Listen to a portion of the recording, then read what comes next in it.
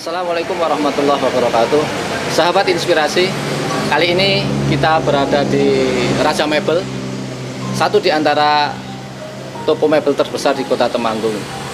Kali ini kita akan mendengarkan kisah perjalanan yang insya Allah akan memberikan banyak inspirasi kepada kita dari owner Raja Mebel, yaitu Pak Yasir Arafat. Assalamualaikum warahmatullahi wabarakatuh. Saya Yasir Arafat, pemilik daripada Raja Mebel.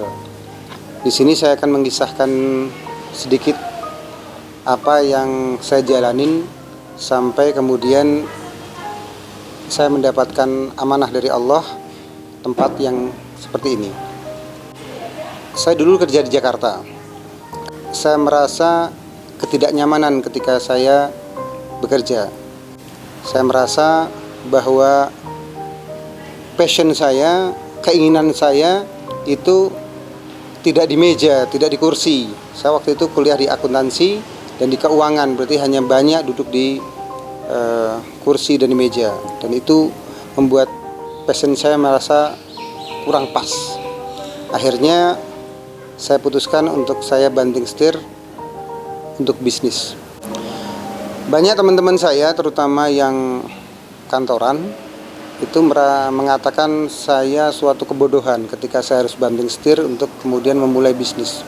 Karena benar-benar saya tinggalkan seluruh pekerjaan saya untuk ke dalam bisnis. Berarti saya memberi penghasilan itu memulai dari nol. Padahal waktu itu saya sudah menikah.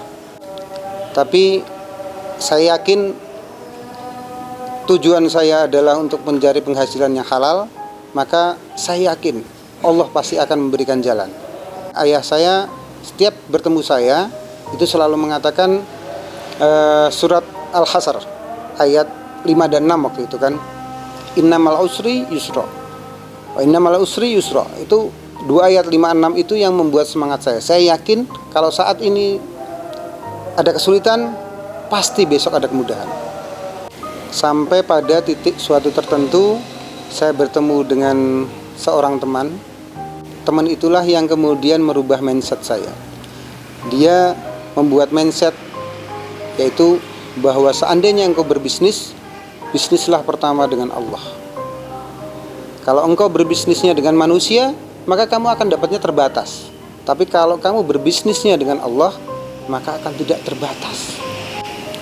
Saya waktu itu berpikir ya namanya tersuruh apa ya sedekahlah, dia bilang gitu kan. Anda mau minta apa aja, sedekah itu kan jadi jalan utama. Jadikan kerisnya, jadikan pedangnya, dia bilang gitu. Kemudian mindset saya berubah sehingga saya menganggap bahwa sedekah itu adalah kebutuhan. Walaupun memang ada teman-teman yang ngomong, saya katakan kalau sekarang ya banyak mencibir. Sedekah ki yo njaluke karo ridho Allah, ikhlas, orang njaluk donya kan. Tapi kemudian saya ketemu ustadznya bilang, kalau kamu mampunya sampai segitu, ya udah jalanin aja, nggak apa-apa, nggak usah dengerin orang yang mencibir. Rata-rata yang mencibir itu malah nggak pernah sedekah. Akhirnya ketika saya harus pindah dari Magelang waktu itu, pindah ke Temanggung. Mungkin orang mengatakan awal jayanya saya, tapi menurut saya disinilah awal keterpurukan saya. Karena pada saat itu saya mengenal yang namanya hutang atau riba. Saya ingin bangun cepat, saya nggak punya uang, nggak mungkin pinjam sama teman atau saudara dalam jumlah banyak, masuklah saya ke dalam riba. Memang betul, alhamdulillah saya bisa membangun toko saya yang pertama yang di depan. Tapi ternyata ada yang hilang dari saya. Saya merasa punya semuanya, tapi saya merasa nggak bahagia, nggak tenang. Pada titik inilah ketemu dengan yang sekarang menjadi pegang Yayasan Zabisa. Pada saat itu datang ke tempat saya bersama kakaknya, ngobrol-ngobrol, cerita tentang Zabisa. Dan saat itulah saya sedekah lebih daripada harta yang saya punya. Saya mewakafkan waktu itu sebagian daripada tanah saya. Ketika saya wakafkan, saya sedekahkan, banyak orang mencibir, bahkan keluarga inti mencibir saya. Wong ora duwe utang didol. bukannya malah diwakafkan, bukannya malah disedekahkan. Tapi saya yakin waktu itu Allah akan memberi jalan pada saya sehingga saya lepas, dan ternyata benar. Hutang saya terpenuhin, terlunasin. Yang padahal kata adik, hutang itu kalau jualan mebel 10 tahun belum tentu lunas. Tapi subhanallah, hutang sebanyak itu setahun lunas, selesai. Dan yang kedua, saya menemukan titiknya adalah ketika saya merasa senang, merasa nyaman, ketika teman-teman saya, orang-orang yang sekarang dekat dengan saya adalah orang-orang yang selalu mengingatkan pada rel atau jalan agama. Itulah yang membuat saya senang. Saya menemukan sesuatu. Yang saya temukan adalah kedekatan sama Allah menyebabkan Allah memberikan banyak sekali daripada saya. Bicara tentang anak itu luar biasa anugerah bagi saya. 8 tahun saya harus menunggu. Saya ketemu dokter yang ada di Jakarta. Saya ceritakan bagaimana kami. Jadi semua obat yang diberikan sama dia, saya minum. Tapi Allah belum mengabulkan apa yang saya minta. Sampai pada titik saya merasa kejenuhan. Saya merasa bahwa kami mungkin tidak punya anak dan tidak akan diberikan anak oleh Allah. Bahkan ketika kami memasukin pernikahan tahun ke-6, adik kami menikah dan langsung punya anak. Alhamdulillah diberikan langsung anak 2. Bukan hanya saya, istri saya begitu terpukul pada hari itu. Kami yang harus menunggu. Kenapa Allah memberikan kepada yang lain?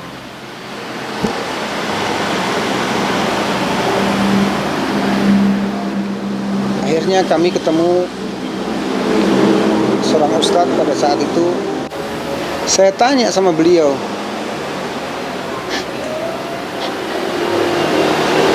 berapa harga anak?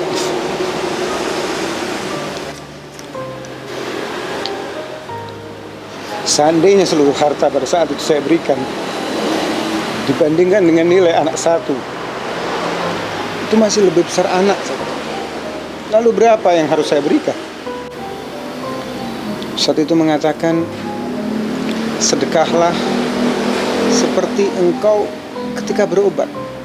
Ketika engkau berobat, engkau ringan, engkau bayar dokter 100.000, 500.000, 1 juta, 10 juta engkau bayar. Tapi ketika engkau memberikan pada Allah, kenapa engkau berat? Kenapa engkau tidak ikhlas? Kenapa engkau merasa berhitung? 1 tahun kemudian, setelah saya bertemu dengan ustadz itu, tahun 2008, tepatnya di bulan Januari, Allah berikan berita gembira itu kepada saya dan istri. Istri pada saat itu hamil. Saya antara percaya dan tidak percaya, karena kami menanti sudah 8 tahun. Tapi Allah tegakkan diri saya untuk menerima berita gembira itu. Sahabat,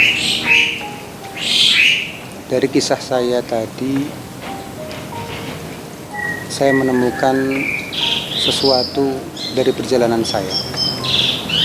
Saya menemukan bahwa ketika saya bergantung kepada orang, ketika saya bergantung kepada makhluk, maka apa-apa yang saya inginkan seperti jauh, seperti susah untuk teraih.